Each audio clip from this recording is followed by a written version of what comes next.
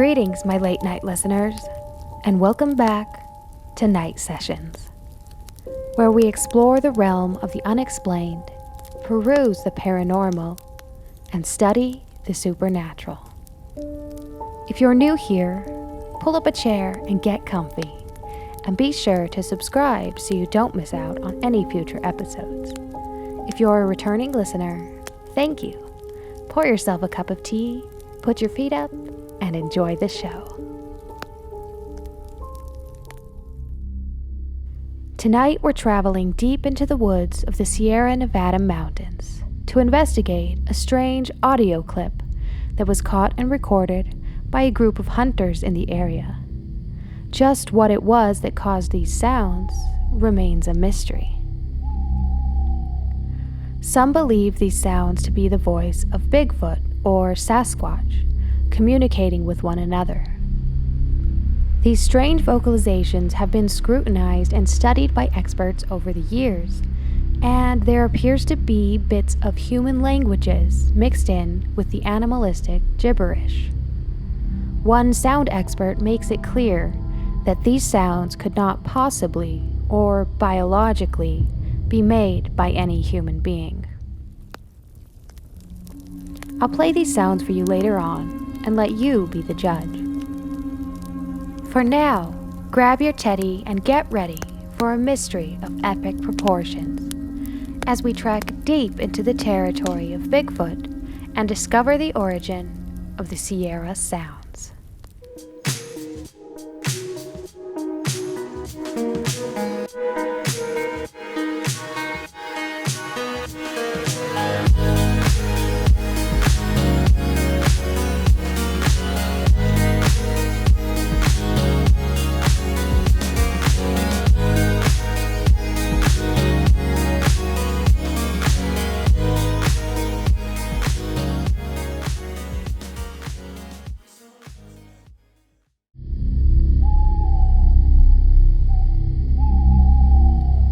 Deep into the woods between Lake Tahoe and Yosemite National Park lies the region of the High Sierra Mountains.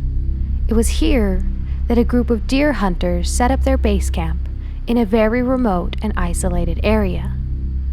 Over the course of several years, these hunters would experience a series of strange events in this particular location.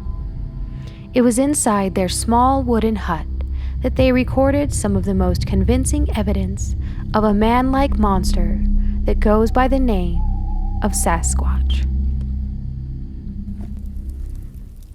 It all started in 1971 when Ron Moorhead of Merced, California, noticed that one of his hunting buddies was 2 days late returning from his trip up to their Sierra base camp.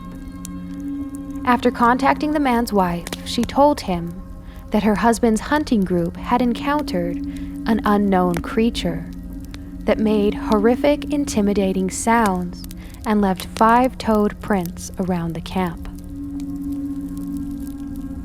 One member of the group had even fled the area in terror after the incident. Intrigued by this report, Ron, joined by a couple of friends, ventured back out into the wilderness to the area the groups heard these noises. Once they reached their base camp, which was so deep into the woods that it required the aid of mules to haul their gear through the untamed terrain. Upon arriving at their camp, which was no more than a few fallen logs placed against the surrounding trees to create a primitive shelter, they searched the grounds for prints, all the while keeping an ear out for any unusual sounds mixed in with the gentle sounds of nature.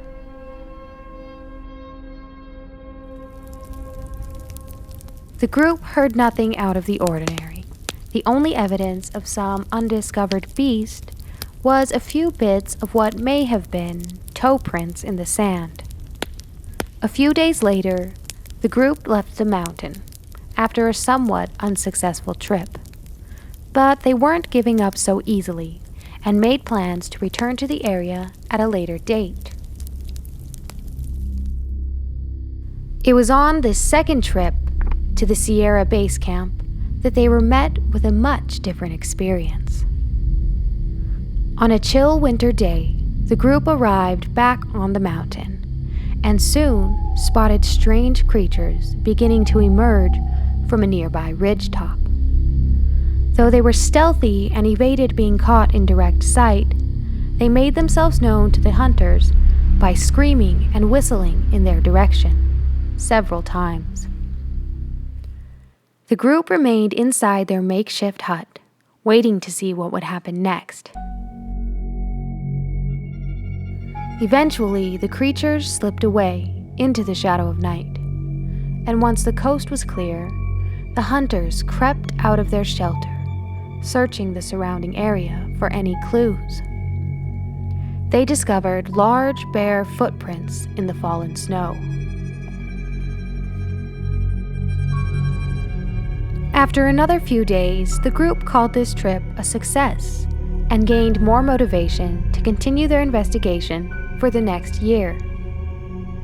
Off and on, they returned to the mountain camp that was not only perfect for deer hunting, but seemed to be a hotspot for eerie activity.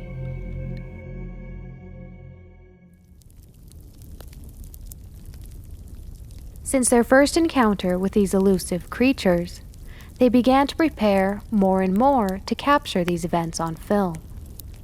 The hunters were equipped with camcorders, microphones, cassette tapes, and plaster for creating molds of any footprints they might come across. And more often than not, they were met time after time by these mysterious creatures, whom they now referred to as Bigfoot. Despite their many attempts at capturing video evidence, the creatures seemed to avoid the hidden camera traps with ease, and only brief, indistinct images were ever obtained. However, they seemed to be unbothered by the secret microphones set up in the brush and tied to the branches around the area. Though the hunters may have failed in gathering video evidence, they were hugely successful in collecting high-quality audio of the creatures' communications. Now, imagine this. It's late into the night. The mountain is full of night sounds, but something rings out above the rest. You're huddled up inside your makeshift shelter, listening to roars of a creature unlike anything you've heard before. Holding your breath, you feel the reverberations in your chest. You feel trapped, yet intrigued. You've nowhere to run, so you wait. We're in for a night view.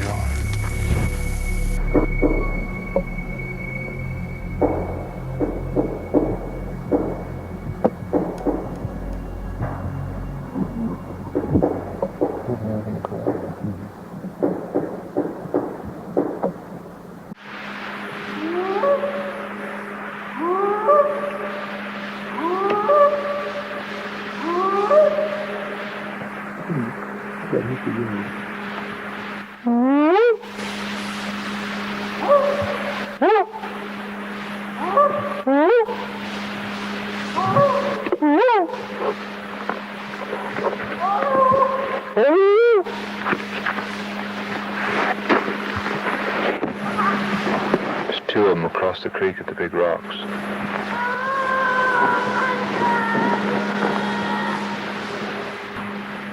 It's a hard act to follow. It sounds like he talks to others and they talk to each other. Yeah.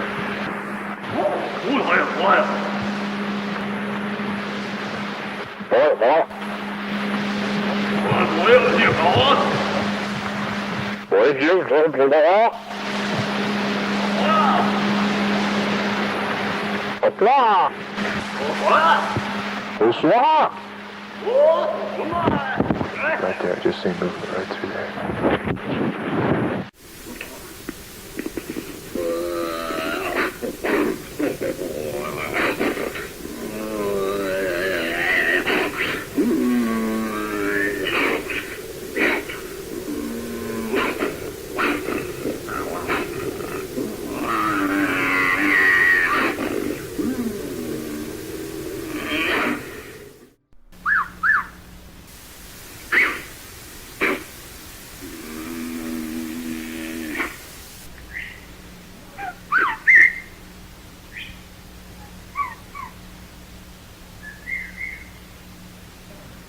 Come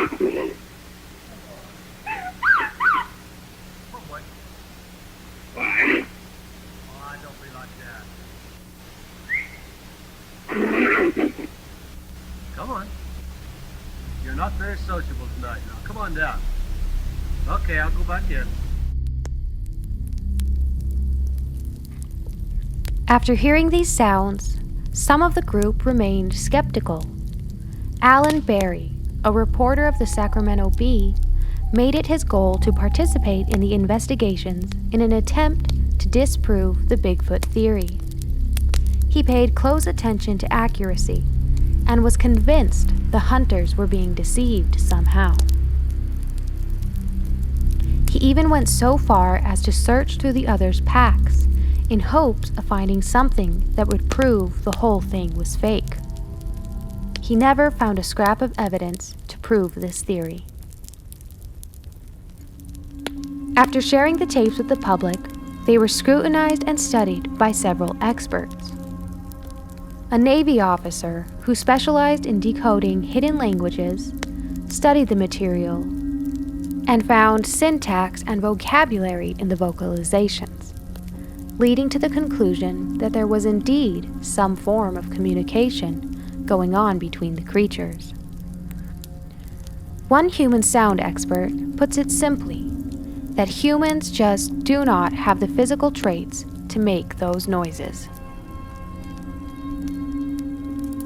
In 1978, after a year-long evaluation, the University of Wyoming established the Sierra sounds as raw, unedited, and unaltered original audio. Honestly, after hearing these recordings, I think there's definitely something eerie about the noises. Some think it sounds like a combination of languages being used simultaneously. Even something that sounds like an ancient form of Chinese can be detected in the midst of the animalistic gibberish, whooping, and whistling. Of course, animals communicate with one another all the time. That's nothing new. But to hear this many different tones and clear punctuation at times, it's hard to see this as anything other than a conversation between some kind of half-man, half-beast-like creature. Maybe they speak something mimicked from a variety of human languages going back into ancient times, which could mean these creatures have been here for a very, very long time. But exactly what and why they are here is still a mystery. These recordings are held in high regard by Bigfoot researchers, and it's considered one of the best pieces of evidence to date. However, it's not without its opposition. Nothing worthwhile ever is. One such skeptic, Karen Stolznow, says, "The vocalizations are an amateur impression of how a proto-language might sound if it evolved from non-human primates.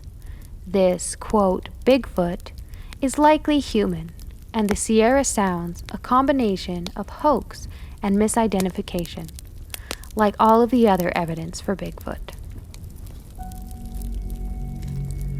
Now one might ask, why, after all these years, have we not had any new recordings of the voice of Bigfoot? Well, one reason might be that it's much easier to fake recordings now of any kind than it was back in the 70s when these sounds were first captured. Given the equipment that was available at the time, it would have been incredibly difficult to have faked something like this. Whereas today, almost anyone can create convincing dupes with minimal effort. But that's just one theory. Ron Moorhead, one of the hunters in the group, has since dedicated his life to researching and understanding the mystery of Bigfoot, and continues to tell the story of their beloved Sierra camp.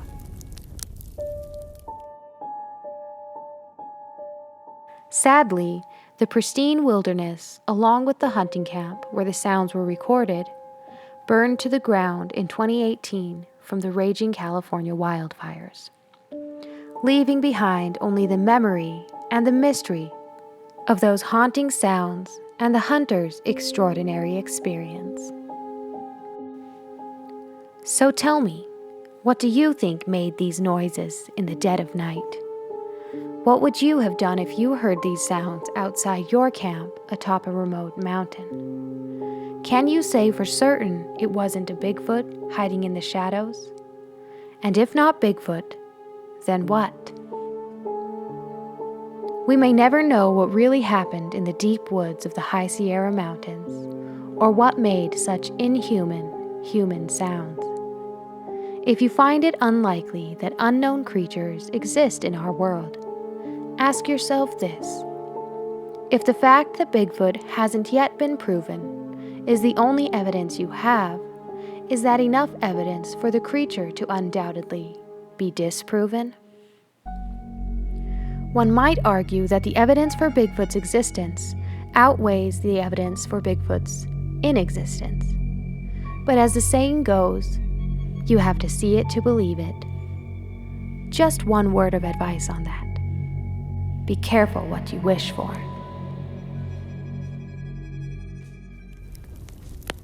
And that concludes the 7th episode of Night Sessions. It's always a pleasure to be here, and I hope you'll share your thoughts on tonight's topic. Let me know if you have any other theories you'd like to add, or personal stories you'd like to tell in the comments below. Whatever it is, I'd love to hear from you. As always, thank you so much for listening, and I hope to see you again soon. If you enjoyed tonight's show, give it a thumbs up, and if it's not too much trouble, hit that subscribe button and ring the bell to be notified of upcoming shows. In the meantime, remember to keep your eyes open, my friend. The world is a mysterious place.